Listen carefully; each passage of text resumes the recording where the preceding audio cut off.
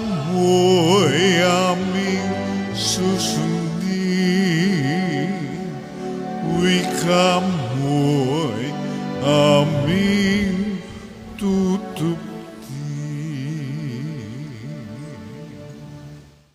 Sumainyo ang Panginoon. At sumaiyo rin. Ang mabuting balita ng Panginoon ayon kay San Lucas. Papuri sa iyo, Panginoon.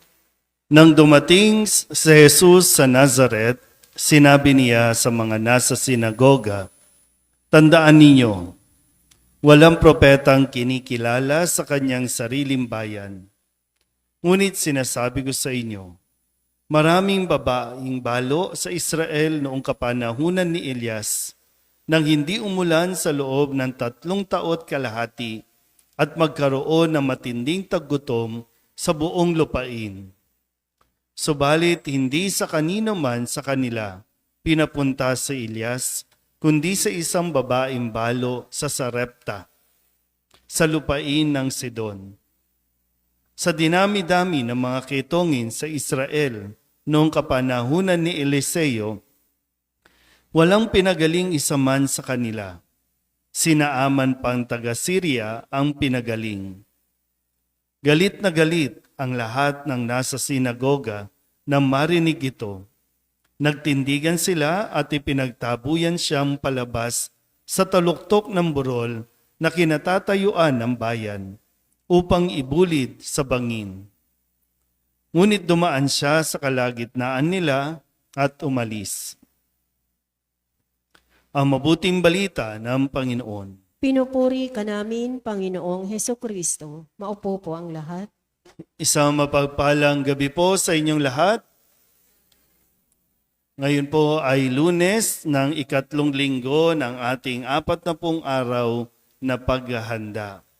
Sa ating pong Ebanghelyo, ipinahayag ni Jesus ang mga salitang, walang propetang kinikilala sa kanyang sariling bayan. Di ko po alam kung ano ang nangyari para umabot sa punto na sa kanya po mga sinabi, sa kanya mga ipinahayag, ay nagalit ng todo itong mga saga-sinagoga na umabot sa puntong ipinagtabuyan sa Jesus sa labas hanggang sa madala sila doon sa tuktok ng burol at nais siyang ihulog o ibungid sa bangin. Ano ba ang pwedeng magtulak sa isang tao para gawin ito sa isang tao na wala namang ginagawang masama, pero minasama ng mga taong nakarinig sa kanya? Mismong mga kababayan niya ang nagbalak sa kanya ng ganitong bagay. Pero ang ginawa ni Jesus, dumaan lang siya sa gitna nila at umalis. Na isang katotohanan at realidad na nangyayari magpasa hanggang ngayon, na kailangan natin matutunan paano natin haharapin yung mga toxic sa paligid natin. Pag sinabi kasing mga toxic, ito yung mga lalason sa atin, mga lumalason sa ating kapaligiran, lumalason sa pamilya natin kapag pinairal natin itong ganitong ugali. Una, yung mga ugali ng hindi nila matanggap si Jesus. Pag kayo po ba, yung at least sa sarili lang, bakit nahihirapan tayo tanggapin ng isang tao? Wala namang ginagawang masama yan. Kahit ano pang niyan, Halimbawa, sabihin natin sumikat siya, naging bantog, naging tagumpay, pero bakit minsan mayroon sa kalooban natin na nagngingit-ngit tayo sa galit o nagngingit-ngit tayo dahil sa selos na nauuwi naman sa galit? Minsan mahirap aminin, mahirap na sabihin sa iba, pero ganun talaga nangyayari.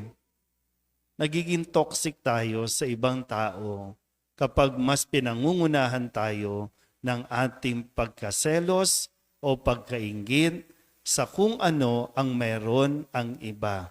Kasi si Jesus, tagumpay eh. Sikat na sikat, sinusundan ng maraming tao, nakakagawa ng mga himala, at kung ano-ano pa na hindi nila nagagawa. Kung kaya, masakit para sa kanila na marinig na walang propetang tinatanggap sa kanyang sariling bayan. Dahil alam na pala ni Jesus kung ano ang pagtingin sa kanya nitong mismong kababayan niya. Pero ulitin ko, ano naman ang reaksyon ni Jesus at ano ang dapat nating gawin kung sakali may mga toxic sa paligid natin. Pero kailangan sigurado din natin na hindi tayo ang nantotoxic. Magkaiba kasi yun eh. Minsan akala natin tayo yung api, pero tayo pala yung nang-aapi. Pero kung sakasakali na mayroong mga tao talaga na ayaw kang tanggapin, ayaw kang kilalanin, sinisiraan ka, hinihila ka pababa, then umalis ka. Umalis ka na.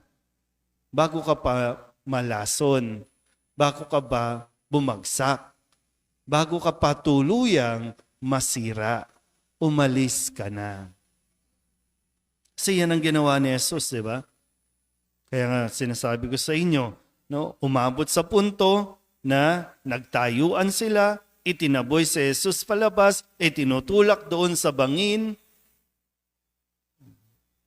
Hindi na nakipagtalo, hindi na nakipagsagutan, hindi niya na in-explain yung kanyang sarili, umalis na lang kasi marahil sarado na ang isip ng mga ito. So mag-aaksaya ka lang ng panahon.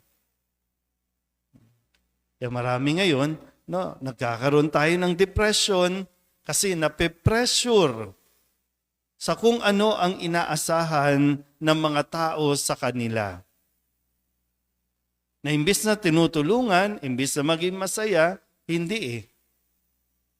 Ulitin ko, nagiging toxic tayo sa isa't isa. At hindi yan makakabuti. Kaya ang kakalungkot mismong sa loob ng pamilya, sa mismong mga kamag-anak natin, nakakaranas tayo ng ganitong mga toxic. Toxic mentality, toxic attitude natin. Kaya gawin mo, no? Kung saan ka tanggap, kung saan ka mas nakikilala o kinikilala base sa iyong kakayanan, base sa kung sino ka, nandun ka. Huwag mong ipilit o ipagpilitan ang iyong sarili sa iba na ayaw naman sa iyo. Sayang lang yung oras, sayang lang ang panahon. Mas marami ka pang magagawa, mas marami ka pang matutulungan, mas marami ka pang pwedeng mapuntahan para maibahagi mo ang iyong sarili. Amen?